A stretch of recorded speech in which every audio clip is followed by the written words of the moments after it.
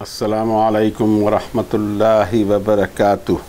अऊज़ु बिल्लाहि मिनश शैतानिर रजीम। बिस्मिल्लाहिर रहमानिर रहीम।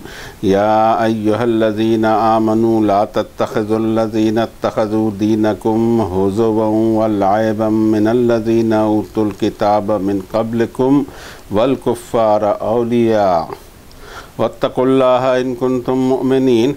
व इज़ा नादैतुम इलस्सलाति इत्तख़ज़ूहा हुज़ुवन व लअबा ज़ालिका बिअन्नहुम क़ौमुन ला यअक़िलून। क़ुल या अहलल किताब हल तनक़िमूना मिन्ना इल्ला अन आमन्ना बिल्लाहि व मा उन्ज़िला इलैना व मा उन्ज़िला मिन क़ब्ल व अन्न अक्सरकुम फ़ासिक़ून। क़ुल हल उनब्बिउकुम बिशर्रिम मिन ज़ालिका मसूबतन इंदल्लाह मन लअनहुल्लाहु व ग़ज़िब अलैहि व जअल मिनहुमुल क़िरदत वल ख़नाज़ीर व अबदत ताग़ूत उलाइका शर्रुम मकानन व अज़ल्लु अन सवाइस सबील। व इज़ा जाऊकुम क़ालू आमन्ना व क़द दख़लू बिल कुफ़्रि व हुम क़द ख़रजू बिहि वल्लाहु आलमु बिमा कानू यक्तुमून। व तरा कसीरम मिनहुम युसारिऊना फ़िल इस्मि वल उद्वानि व अक्लिहिमुस सुह्त लबिअस मा कानू यअमलून। लौला यनहाहुमुर रब्बानियून वल अहबारु अन क़ौलिहिमुल इस्म व अक्लिहिमुस सुह्त लबिअस मा कानू यसनऊन। व क़ालतिल यहूदु यदुल्लाहि मग़लूला ग़ुल्लत ऐदीहिम व लुइनु बिमा क़ालू बल यदाहु मबसूततान युनफ़िक़ु कैफ़ यशा वलयज़ीदन्न कसीरम मिनहुम मा उन्ज़िला इलैका मिर रब्बिका तुग़यानन व कुफ़्रा व अलक़ैना बैनहुमुल अदावत वल बग़्ज़ाअ इला यौमिल क़ियामा कुल्लमा औक़दू नारन लिल हर्बि अत्फ़अहा अल्लाह व यसअून फ़िल अर्दि फ़सादा वल्लाहु ला युहिब्बुल मुफ़्सिदीन। वलौ अन्न अहलल किताबि आमनू वत्तक़ौ लकफ़्फ़रना अन्हुम सय्यिआतिहिम व लअदख़लनाहुम जन्नातिन नईम। वलौ अन्नहुम अक़ामुत तौरात वल इंजील व मा उन्ज़िला इलैहिम मिर रब्बिहिम लअकलू मिन फ़ौक़िहिम व मिन तहति अर्जुलिहिम मिनहुम उम्मतुम मुक़्तसिदा व कसीरुम मिनहुम साअ मा यअमलून। सदक़ल्लाहुल अज़ीम व सदक़ रसूलुहुन नबियुल करीम व नहनु अला ज़ालिका लमिनश शाहिदीन वश्शाकिरीन वल्हम्दुलिल्लाहि रब्बिल आलमीन। वो रब्बुल आलमीन जिसने अपने इस आजिज़ बंदे को इनायत बय्यनान की तिलावत की तौफ़ीक इनायत फरमाई। किताब हिदायत का चैप्टर नंबर 5 उसकी ये आयतें थी, वर्सेस थे 57 से 66 तक। आइए इसके मफ़हूम से करीब होने की कोशिश करें। क्या इसमें अहकामात मौजूद हैं उसे दरियाफ़्त करें और अपनी अमली ज़िंदगी में लाएं। क्या हमारे लिए डायरेक्टिव्स इंसेंटिव्स मिलते हैं हमारे दिमाग की कुशादगी के लिए, सोच के लिए, हमारे एंगल के लिए। नस्बुल आयन जैसे कहते हैं कि हमारा नस्बुल आयन सही हो, टारगेट हमारा सही हो कि हम चाहते क्या हैं। पूरी की पूरी किताब का टारगेट सिर्फ़ एक है और वो ये है कि पढ़ने वाले की हिदायत। कौन सी हिदायत? पहली हिदायत तो है कि उसकी मग़फ़िरत हो जाए, उसकी दुनिया जैसी भी हो लेकिन आखिरत उसकी बन जाए। अब आते हैं नफ्स मज़मून की तरफ और कोशिश करते हैं कि जहन पर जो अक्स कलाम रब्बानी का पड़ा है उसको हम अपने अल्फाज में बयान करने की कोशिश करें, इस दुआ के साथ कि अल्लाह ताला हमें कामयाबी दे। ऐ लोगो जो ईमान वाले हो, तुम दोस्ती न करना, तुम अलायंस नहीं करना, तुम औलिया न बनाना उन लोगों को जो तुमसे पहले किताब दिए गए हैं और तुम्हारे दीन को उन्होंने हंसी और मजाक का मौजू बना रखा है। और ना वो लोग जो हक़ के इनकारी हैं उनसे भी अलायंस नहीं होनी चाहिए। अल्लाह से डरते रहो अगर वाकई तुम मोमिन हो। और जब तुम अज़ान देते हो नमाज की खातिर तो उसको भी वो हंसी और मजाक का मौजू बनाते हैं। दरअसल ये ऐसे लोग हैं जो अपनी अक्ल को इस्तेमाल नहीं कर रहे हैं। आप इनसे पूछिए कि ए अहले किताब, क्या तुम हमसे सिर्फ़ इस बात का इंतकाम ले रहे हो कि हम अल्लाह पर ईमान रखते हैं और जो हम पर नाजिल हुआ उस पर भी हमारा ईमान है, जो इससे पहले अल्लाह ने नाजिल फरमाई किताबें उस पर भी हमारा ईमान है। दर हकीकत तुम्हारी अक्सरियत फ़िस्क में और नाफरमानी में मुब्तला है। इनसे ये कहिए कि क्या मैं तुमको ख़बर करूं अल्लाह की तरफ से इससे बुरे अंजाम की, जिस पर लानत कर दी अल्लाह ने और कंडेम कर दिया उसको, और उनमें आदतें डाल दी बंदरों और सूअरों की, और उन्होंने तागूत की इबादत की। यही वो लोग हैं जिनका बहुत बुरा ठिकाना, और ये मेन हाईवे से दूर निकल गए। जब आपके पास आते हैं तो दावा करते हैं कि हम ईमान लाए, हालांकि ये आए हैं अपने कुफ्र के साथ, और उसी कुफ्र के साथ ये वहाँ से खारिज भी हुए हैं। अल्लाह को पता है कि क्या छुपाते हैं। आप इनके अक्सर लोगों को देखोगे कि गुनाह, ज़्यादती और नाजायज़ माल खा जाने में दौड़ भाग करते रहते हैं। क्या ही बुरे बुरे आमाल हैं मजमूई तौर से इनके। क्यों नहीं इनके गॉडली पर्सन्स और इनके उलमा इनकी गुनाह भरी बकवास से इनको रोकते हैं, और क्यों नहीं ये उलमा और दरवेश इनको माल नाजायज़ खा जाने से रोकते हैं। क्या ही बुरी कलाकारियाँ की जा रही हैं। और यहूदियों ने कहा कि अल्लाह के हाथ बंधे हैं, इनके ख़ुद के हाथ बंधे हुए हैं, और इनकी बकवास के कारण इन पर लानत कर दी गई। अल्लाह की तो रहमतें कुशादा हैं, जैसे चाहे जिसको चाहे नवाजे। और ये जो आपकी तरफ आपका रब नाजिल फरमा रहा है कलाम, इसकी वजह से इनकी अक्सरियत की और इनके अक्सर लोगों का सरकशी और नाफरमानी बढ़ती ही जाएगी। हमने इनके अंदर अदावत, दुश्मनी और बुग़्ज़, कीना भर दिया क़यामत के दिन तक। जब भी जंग की आग भड़काते हैं अल्लाह उसे बुझाता है, और ज़मीन में फ़साद और डिस्टर्बेंस की कोशिशें करते रहते हैं। अल्लाह को फ़सादी बिल्कुल पसंद नहीं। अगर ये लोग ये अहले किताब ईमानदाराना ज़िंदगी गुजारते, तक़वे और परहेज़गारी वाला जीवन इनका होता, तो हम इनकी बदहालियाँ इनसे दूर कर देते और उनको नेमत वाली जन्नतों में दाखिला देते। और अगर ये तौरात और इंजील को उठाते और जो इनकी तरफ इनके रब ने नाजिल किया है, तो वो अपने सर के ऊपर से भी खाते और अपने पैर के नीचे से भी खाते। इनमें एक ग्रुप तो दरमियानी है, लेकिन इनकी अक्सरियत कैसे कैसे बुरे आमाल में मुब्तला है। पिछले मज़मून में जो कहा गया था कि किससे औलिया या अलायंस और वली बनाना, उस पर बात तो हो चुकी, लेकिन उसी मज़मून को अल्लाह ताला यहाँ और कुशादगी के साथ इस तरह बयान फरमाते हैं कि उसमें शर्त डाल दी ताकि शरायत हमें मालूम हो। जो फ्रेंडशिप का और आम ज़िंदगी का मामला है उस पर यह असरअंदाज नहीं होता। किन लोगों से अल्लाह ताला ने दोस्ती को मना किया है या अलायंस को मना किया है, इस आयत शरीफा में फरमाया कि वो अहले किताब जो तुम्हारे दीन को खेल और तमाशे का मौजू बनाया करते हैं, और वो नाफरमान लोग भी इनसे वलायत न हो। वत्तकुल्लाह इन कुंतुम मुमिनीन, अल्लाह से डर डर कर ज़िंदगी गुजारना अगर वाकई तुम अपने ईमान के दावे में सच्चे हो।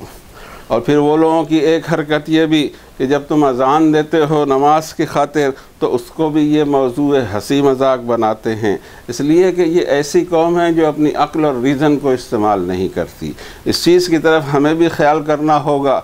जो ज़माना रसूल करीम सल्लल्लाहु अलैहि वसल्लम का था, वो ज़माना था कि जिस लैंड पर ये किताब उतारी गई उसी लैंड की ज़बान में ये किताब उतारी गई, तो वो समझते थे इस बात को, फिर भी हंसी मजाक उड़ाते थे। आज हमारा जो मुल्क है उसमें हम अज़ानें तो दिए चले जा रहे हैं, लेकिन किसी को अज़ान का मतलब हमने बताया है।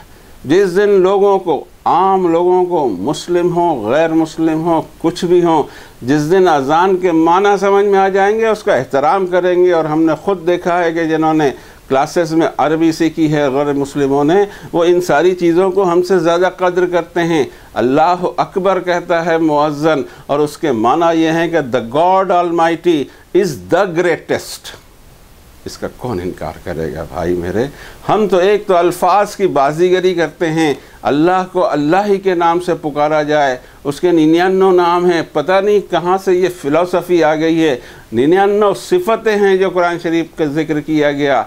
अल इलाह से लफ्ज़ अल्लाह बना है, और रब ताला ने फरमाया कि फलिल्लाहिल अस्माउल हुस्ना फदऊहु बिहा, सारे प्यारे प्यारे नाम अल्लाह की हैं, किसी भी नाम से उससे दुआ की जा सकती है। व ज़रुल्लज़ीना युल्हिदून फ़ी आयातिही, जो अल्लाह के नामों में झगड़ा करते हैं उनके पीछे मत पड़ो, छोड़ दो उन्हें उनके हाल पर, ये सज़ा पा के रहेंगे। अगर हम गॉड ऑलमाइटी का जिक्र करें, परमात्मा का, उस महान परमात्मा की बात करें, तो कौन उसके ग्रेटेस्ट होने से इनकार कर सकता है। अगर यहाँ मौजूद मजाक बनाया जा रहा है तो उसमें हमारा भी एक कसूर है कि हमने ये नहीं बताया। अब जब हम अल्लाह अकबर कहते हैं तो वो समझता है कि ये अकबर बादशाह का नाम ले रहा है। What nonsense we are doing, और इसका हमें हिसाब देना पड़ेगा। 1000 साल से मुसलमान यहाँ अजानें दिए जा रहा है, सिर्फ अजान का मतलब ये दूसरों को बता नहीं सका। इतना फेलियर है ये अपने दीन में, और इतने फेल आदमी को नवाज दिया जाए दुनिया में या आखिरत में, आई डोंट थिंक, जिसका कोई काम ही नहीं दिखाई दिया हो सिरे से कि क्या किया है इन्होंने। क्या तौहीद की दावत दी, अजान का मतलब सिखाया, क्या कुरान शरीफ लोगों तक पहुँचाया? कुछ नहीं किया, सिर्फ हुकूमतें की, जलसे किए, ऐश किए, इशरत की, और अब चाहते हैं कि नवाज दिए जाए। अब तो छीन लिया गया, अब कभी नहीं आने वाला, चाहे लाख कोशिशें कर लें। आयत शरीफा में फरमाया कि इन लोगों से अलायंस ना हो। ये जनरल बात नहीं है, कंडीशनल बात है। जब कंडीशनल चीज़ों को अनकंडीशनल बना दें और कुरान शरीफ को दूसरे शरीफों से इसकी तफसीर कर डालें।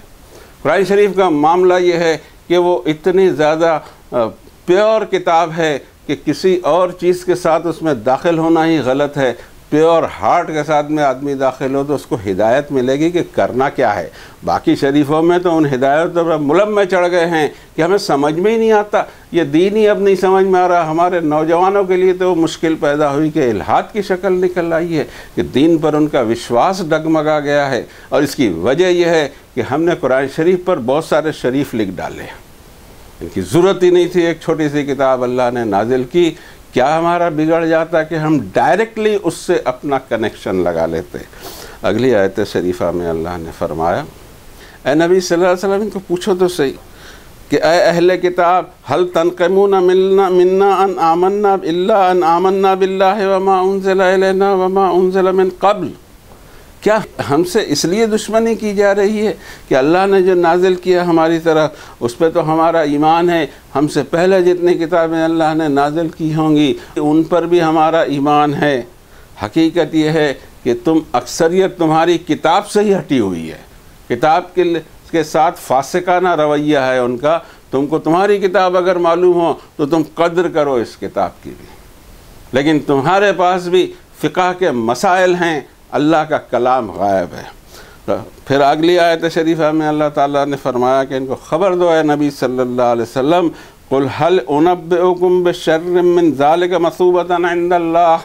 इस वक्त तुम हमसे इंतकाम ले रहे हो, चाहे उसकी वजह इक़्तिसादी हो, सियासी हो, समाजी हो, लेकिन तुम्हें ये ख्याल रखना चाहिए कि इंतकाम सिर्फ तुम इसका ले रहे हो कि हम अल्लाह की किताबों पर ईमान रखते हैं और तुम्हारे पास अल्लाह की किताब हैं, तौरात शरीफ भी है, इंजील शरीफ भी है, जुज़ान में लपेट के ऊपर रखे हुए हो, बाकी तुम्हारा दीन चल रहा है। यही कुछ हाल इधर भी दिखाई देता है। हम सिर्फ ये चाहते हैं कि कुरान शरीफ जुज़ान से बाहर निकाल के इंसान पढ़े और उस पर सोचे कि वाकई मेरी ज़िंदगी की गाड़ी इसी ट्रैक पर है या किसी दूसरे ट्रैक पर मोड़ दी गई है। ये बहुत ज़रूरी है हमारे लिए। हम अपने खातिर पर्सनल, मेरे अपने लिए मैं कुरान शरीफ पढ़ूँ कि मैं मेरी समत क्या है, मैं जा कहाँ रहा हूँ, कौन मुझे कहीं और ट्रैक पर तो नहीं डाल रहा है।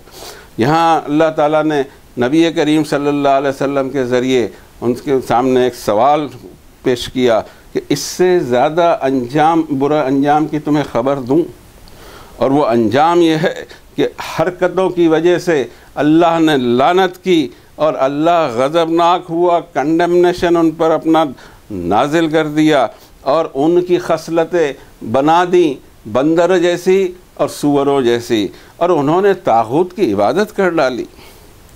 ये हैं बुरे अंजाम वाले और ये हैं उस मेन हाईवे से हटे हुए। बंदर और सूअर की दो मिसालें दी जाती हैं कुरान शरीफ में। ये असल में वो खसलतें डाल दी जाती हैं, बंदर नक्काल होता है, बंदर को अपना दिमाग चलाने की कोई ज़रूरत नहीं, नकल करते रहता है। और दूसरे बंदर की फितरत ये रहती है कि जब उसकी मौत करीब आती है तो उसको जो ज़ख्म लगता है उसको वो खुद ही खुरचते रहता है और फिर अपने ही पॉइज़न से वो मर जाता है। ये उसमें फितरत होती है। जो गमों के पहाड़ और दौर गुज़र चुके हों उसको भूलना पड़ेगा। गम और खुशी इंसानी ज़िंदगी में भी आती है, कौमों की ज़िंदगी में भी आती है, लेकिन कब तक मरसिया पढ़ते रहेंगे हम चीज़ों का। बार बार हम उन चीज़ों को याद करके और कुरेद कर अपने ज़ख्मों को हरा क्यों करें। जो हो चुका सो हो चुका। जब वो वाक़े हो रहे थे, बुरे बुरे वाक़यात हमारी तारीख़ के, तब अल्लाह मौजूद थे और उनके इज़्न से हो रहा था। अब बार बार उसका ज़िक्र करके कौम में बुज़दिली या सुस्ती या महरूमी या अफसोस या हुज़्न व मलाल या गरिया या फिर ये कि सीना कुबी, इसकी ज़रूरत क्या है? ये कोई अच्छी आदत नहीं है। ये आदत उनकी हो सकती है जिनमें फ़ितरत बंदर पाई जाती हो कि वो अपने ज़ख्म खुद ही कुरे दें। और फिर दूसरी मिसाल खिंजीर की दी गई। कभी उसको हलवा पसंद नहीं आएगा, उसकी नज़र वहीं होगी। इन यरौ सबील रुश्द ला यत्तखिज़ूहु सबीला। सही नफ़े की और हिदायत की राह की तरफ बुलाया जाए तो कभी मानेंगे नहीं। ख्वाब दिखाए जाएं, बड़े बड़े नारे लगाए जाएं, 5-10 साल में तुम्हारा पूरा दीन फैल जाएगा दुनिया में और आप खलीफे आज़म हो जाएंगे। डे ड्रीमिंग अगर इनको की जाए और इस तरह से हंगामे और नारों की सियासत चलाई जाए तो तुम्हारे पीछे चलेंगे, लाखों लोग पीछे जमा हो जाएंगे। हक बात होगी, एक नहीं दिखाई देगा। रब ताला फरमाते हैं कि फ़ितरतें बन जाती हैं कि अच्छी चीज़ की तरफ उसकी नज़र ना हो और गंदी चीज़ की तरफ वो ललचाए। ये उसकी फ़ितरत होती खनाज़ीर की। और अल्लाह के सिवा दूसरी ताकतों की इबादत भी की इन्होंने। शर्र ठिकाना है इनका, बुरा ठिकाना है और मेन हाईवे से ही दूर हो गए। और फिर एक हरकत इनकी ये भी बताई कि वैज़ा जाऊकुम कालू आमन्ना वक़द दखलू बिलकुफ्र वहुम क़द खरजू बिह वल्लाहु आलम बिमा कानू यक्तुमून। ईमान को खेल तमाशा बना रखा है। आज ईमान का दावा करें, कल फिर नाफरमानियों की हरकत करें या कलमा पढ़ते रहें और बुराइयां भी करते रहें। ये कैसा ईमान है? ये ईमान का मजाक है। रब ताला फरमाते हैं ईमान तो अभी दिल में उतरा ही नहीं था। वलम्मा यदखुलुल ईमान फ़ी क़ुलूबिकुम, जनाब के दिल में अभी ईमान उतरा ही नहीं है, सिर्फ हुलिया बना लिया है। ज़रूरत इस बात की है कि दिल को मोमिन बनाया जाए। सबसे पहले यहाँ काम हो। ये जड़ है इंसानियत की। किसी इंसान के सारे डेवलपमेंट उसका कल्ब उसको डायरेक्ट करता है, उसका जहन, दिमाग, इंटेलेक्ट और कॉमन सेंस उसकी मदद करता है। उसके ज़रिए वो अपने सफ़र ज़िंदगी तय करता है। फिर एक उनकी और भी चीज़ें बताई। ये सारी चीज़ें आनी नहीं चाहिए। दरअसल में कुरान शरीफ कुछ लान तान करने के लिए नहीं कि यहूदी और ईसाइयों पे लानत और ताने देते रहें, बिल्कुल इसके लिए नहीं उतारा गया। बल्कि इन लोगों को अल्लाह ताला ने पूरे कौमों का और अक़वाम का इमाम बनाया था। वजअलनाहुम अइम्मतन यहदूना बिल हक़, कि इनको मैंने दुनिया का इमाम बनाया था। दुनिया के ये सुपर पावर थे। आज इनकी हालत इतनी गई और गुजरी क्यों है? और उसकी पूरी लिस्ट सूरत बकरा से सूरह मायदा तक ये लिस्ट आते रहती है कि कौमी ज़िंदगी में मजमूई तौर से किसी कौम में ये रोग अगर दाखिल हो जाएं तो उसका अंजाम ये होगा, फितरतें और खसलतें बंदरों और सुवरों की तरह हो जाएगी, तागूत की इबादतें शुरू हो जाएंगी। इसलिए ये रोग मुसलमानों तुम में नहीं आना चाहिए कि तुम इस वक्त जो आखिरी ग्रुप हो जो क़यामत तक रहने वाला है। मेरे आखिरी नबी आ चुके हैं, मेरी आखिरी किताब उतर चुकी है। तुम वो आखिरी ग्रुप ऑफ लोग हो जिनकी तरफ लोगों ने देखकर हिदायत हासिल करना चाहिए। तुम ये आइटम अपने अंदर आने मत देना। मगर मुश्किल ये है कि एक हदीस शरीफ भी ऐसी मज़मून की हमारे पास अभी उसकी अरबी नहीं है जो मफ़हूम जहन में है। उस एतबार से हम कहते हैं कि कुछ इस तरह की बात थी कि तुम हर वो बिल में घुसोगे मुसलमानों जिस बिल में यहूदी घुसे थे, वो हरकत तुम सब करोगे।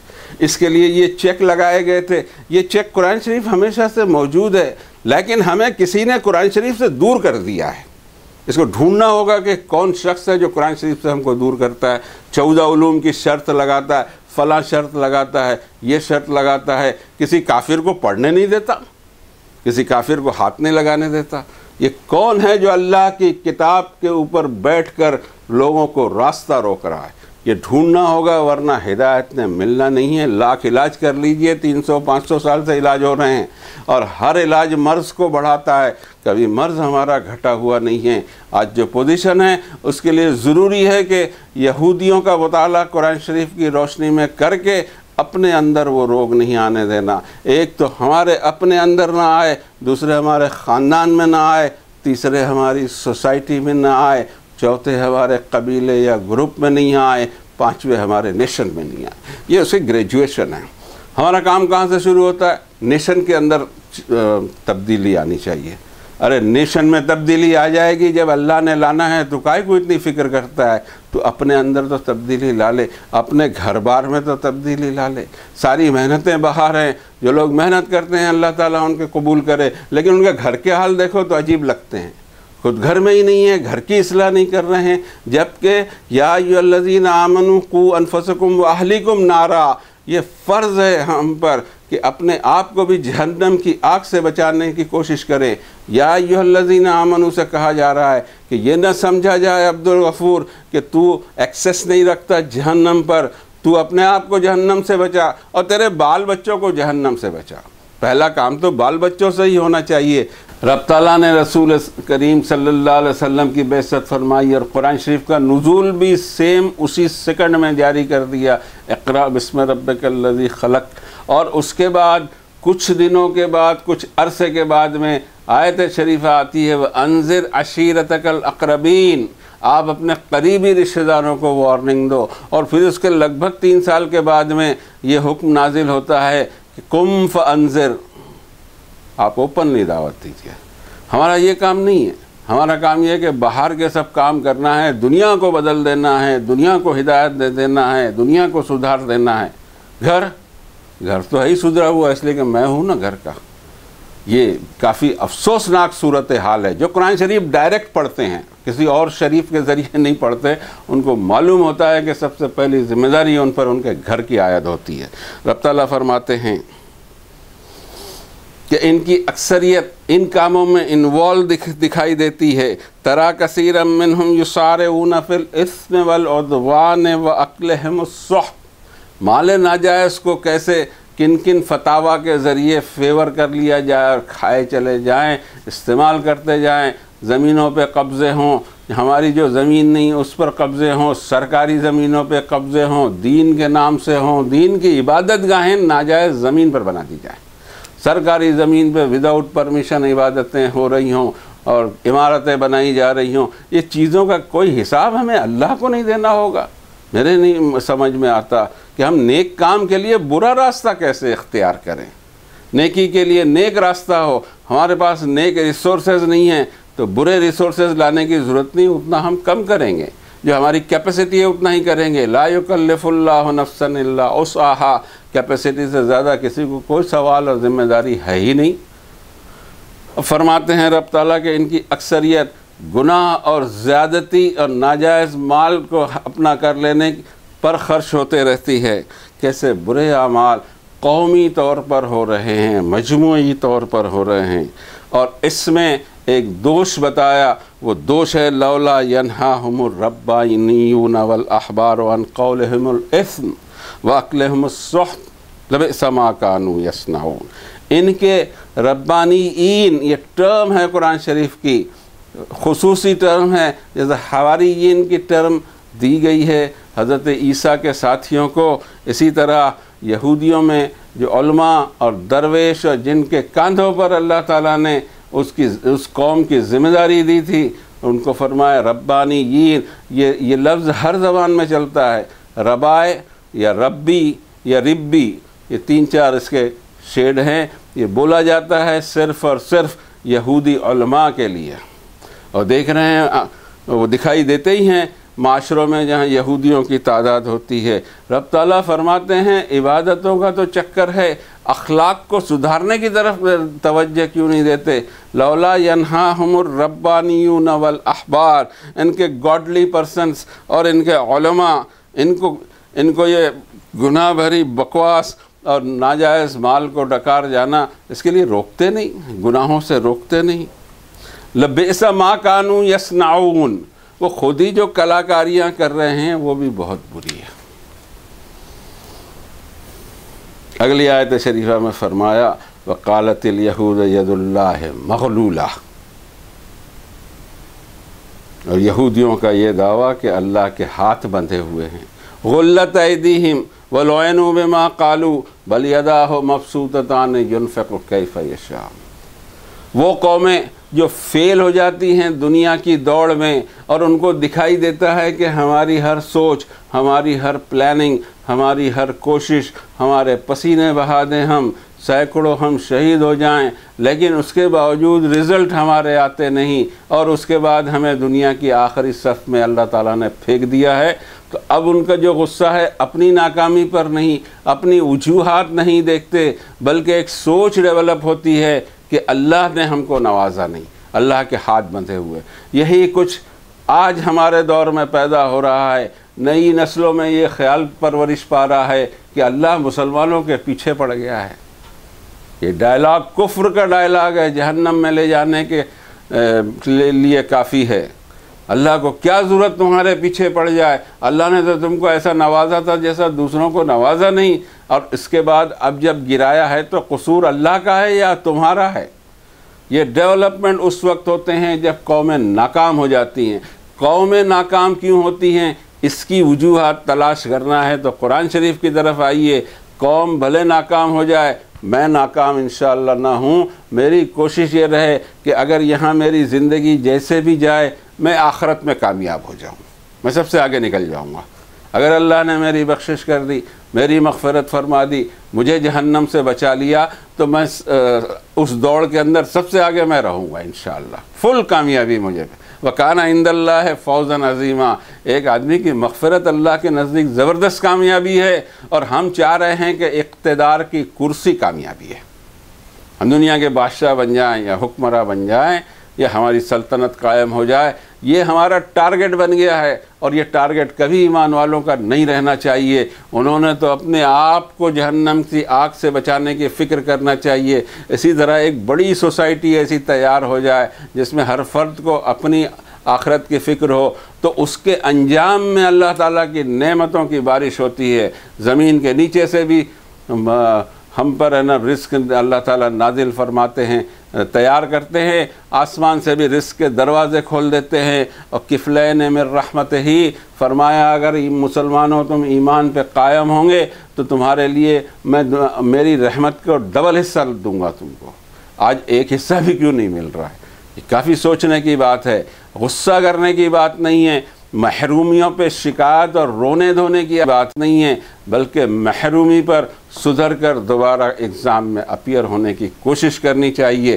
कौन से जो दुनियावी एग्ज़ाम हैं, ये मायूस होकर घर में बैठे रहेंगे, काम नहीं होगा, मरसिए पड़ेंगे, इन्होंने ये जुल्म किया, उन्होंने वो जुल्म किया।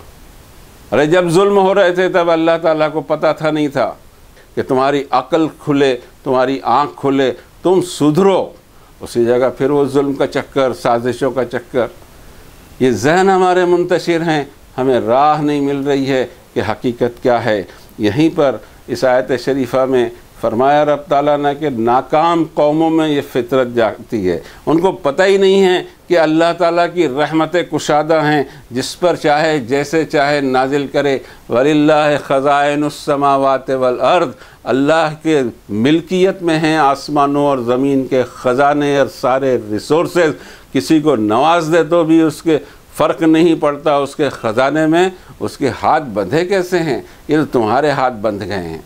तुमने आमाल छोड़ दिए वो जो अल्लाह की रहमत का बायस बन सकते थे।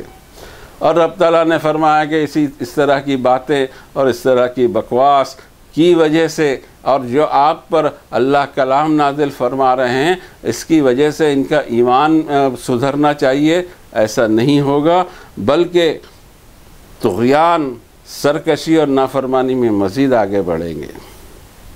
और इन दोनों के दरमियान भी हमने अदावत और बुग़्ज़ और दुश्मनी को डाल दिया। क़यामत के दिन तक जब भी जंग की आग को भड़काते हैं, अल्लाह उसको बुझा देता है। हम कई बार पीछे देखते हुए आ रहे हैं आयतों में कि जंग और फसाद और खून, ये अल्लाह, इंसानी खून की अर्ज़ानी अल्लाह को कभी पसंद नहीं रही। इंतहा यह है कि अपनी जान दे देना, लेकिन ज़मीन में खून खराबे को बचाने की कोशिश करना, ये सारी तालीम इस कुरान शरीफ की है। इस कुरान शरीफ के को थामे हुए लोग सबसे ज़्यादा खून बहाते फिरें, अपनों का भी और दूसरों का भी। ये समझ में आने वाली बात है। ये एक बहुत बड़ा प्रॉब्लम हो गया। लेकिन इसमें अल्लाह ताला ने खैर का पहलू ये निकाला कि आज गैर मुस्लिमों की बड़ी तादाद ये समझ रही है कि कुरान शरीफ में इन लोगों ने डंडी मारी है, इन लोगों ने अपनी मनमानी तफसीरें की हैं, इसलिए वो वापस कुरान शरीफ को सीखना चाह रहे हैं। वो ख़ुद कहते हैं कि हम डायरेक्टली हमको ज़बान सीख लें, हम डायरेक्टली समझ लेंगे, हमें किसी एजेंट की ज़रूरत ही नहीं सिरे से। और मैं समझता हूँ कि ये इंशाअल्लाह एक पॉजिटिव काम होगा। स्लो ज़रूर है, लेकिन इसका अंजाम कभी न कभी निकलेगा। आज इसी पर आज की बात ख़त्म करते हैं। इंशाअल्लाह नेक्स्ट महफ़िल में आगे की आयतें लेंगे। अल्लाह ताला कबूल फ़रमाए। रब्बना ला तुआखिज़ना इन नसीना औ अख्ताना रब्बना वला तहमिल अलैना इसरन कमा हमलतहु अलल लज़ीना मिन क़ब्लना या रब्बना या करीम तक़ब्बल मिन्ना या अज़ीज़ुल हकीम बिरहमतिक या अरहमर राहिमीन।